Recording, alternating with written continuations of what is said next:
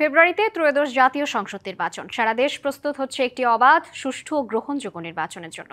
কি ভাবছেন সাধারণ মানুষ থেকে শুরু করে আগামীর জনপ্রতিনিধিরা, সে কথা জানাতে ডিবিসি নিউজের ইলেকশন এক্সপ্রেস ছুটে যাচ্ছে সব সংসদীয় আসনে।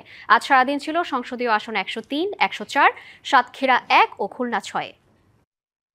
স্বাগত জানাচ্ছি সিএসআরএম ডিবিসি ইলেকশন এক্সপ্রেসে। আজ সারাদিন থাকবো খুলনা 6 এবং বাগেরহাট 1 আসন। আমার সঙ্গে এই মুহূর্তে যুক্ত আছেন খুলনা 6 আসনের ইসলামী আন্দোলন বাংলাদেশ থেকে মনোনীত প্রার্থী। আমরা মনে করি এই আসনে আমাদের জন্য কোনো চ্যালেঞ্জ নাই, কোনো ঝুঁকি নাই, কারণ এই আসনের অধিকাংশ মানুষ, এই আসনের 80% থেকে 70% লোক ইসলাম প্রিয়, মানবতা প্রিয়, বাস্তব প্রিয়। তারা দেখেছে এ পর্যন্ত বিএনপি শাসন আমলে তারা কি করেছে।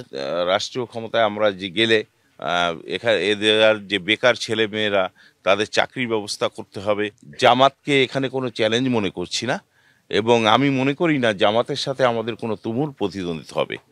জামাত আমাদের পাশে নির্বাচনী বৈতরণী পার করতে পারবে, এটা আমি আসলে মনে করছি না। ইতিমধ্যে তারা, আমরা যা দেখছি, তারা ভেঙে পড়েছে আমি প্রার্থী হওয়ার পরে। অতীতে যারা এই অঞ্চল শাসন করেছে, অতীতে যারা এই অঞ্চলের শাসনভার যাদের উপরে ছিল, তারা এই অঞ্চলের মানুষের সাথে তারা প্রতারণা করেছে।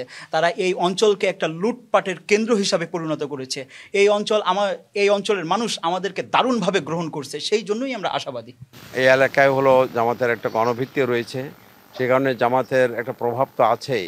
এছাড়াও যারা ব্যক্তি হিসাবে আমাকে চেনে, ভালো মানুষ হিসাবে যারা মনে করে, তারা আমাকে বেছে নিচ্ছে, আমার এটা মনে বলে। তালাকোদরায় ব্যাপকভাবে চাঁদাবাজি হয়, সন্ত্রাস হয়, এবং এখানে দখলদারিত্ব চলে, লুটপাট হয়।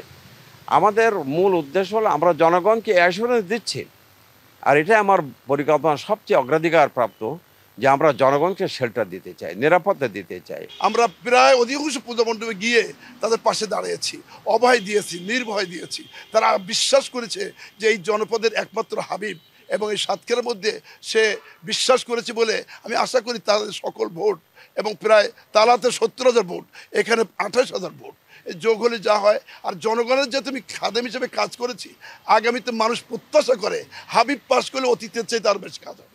এই আসনের জন্য আসলে আমাদের যে নিয়ম, আমরা দুর্নীতি বুঝি না, সন্ত্রাস বুঝি না, সাদাবাজি বুঝি না, কোনো ধোঁকাবাজি বুঝি না। আমরা আল্লাহকে ভয় করি, আল্লাহকে রাজি খুশি করার জন্য দল করি। সেই হিসাবে ইসলামী আন্দোলনের ব্যানার আমাদের এমন একটা জিনিস, যদি আল্লাহ পাক আমাদের ক্ষমতায় নিয়ে আসে, তাহলে আমাদের সাতক্ষীরা 1 আসন তালাকলা এরিয়ায় সর্বোচ্চ উন্নয়ন 54 বছর ইতিহাসে ব্রেক করা হবে। আগামীকাল থাকছে সাতক্ষীরা 2 এবং 3 আসন। সেখানে তুলে ধরার চেষ্টা করব বিভিন্ন রাজনৈতিক দলের যারা মনোনয়ন প্রার্থী রয়েছেন, তারা কি ভাবছেন আগামী নির্বাচনকে কেন্দ্র করে। সেসব বিষয়ের সঙ্গে থাকুন সিএসআরএম ডিবিসি ইলেকশন এক্সপ্রেসের।